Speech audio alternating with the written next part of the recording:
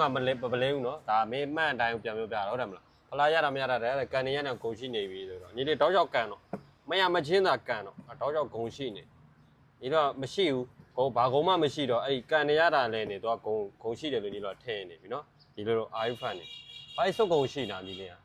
မင်းကိုတင်ကဖလားစုံလမ်းကြောင်းပေါ်ရောက်နေဟုတ်တယ်မလားအနည်းဆုံးတော့ဖလားယူမယ်ဆိုတဲ့စိတ်နဲ့နေရမှာပေါ့ဘာဖလားရတာမရတာကန်ခဏနဲ့ဂုံရှိနေလို့နော်ဒီနေ့နဲ့ mindset လေးနဲ့ပြင်လိုက်အောင်နော်ကိုယ်ဖလားရအောင်ရမှာဟုတ်တယ်မလားရအာဆင်နယ်ဖန်တွေကမလို့တင်းနေဖလားရမှာအဲ့လိုလေး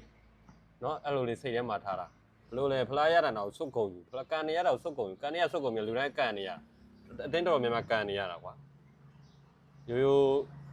ဘယ်လိုပြောမောင်လိုတင်းမျိုးမကန်ကွာဟုတ်တယ်လိုတင်းမျိုးမကန်ကွာဟုတ်တယ်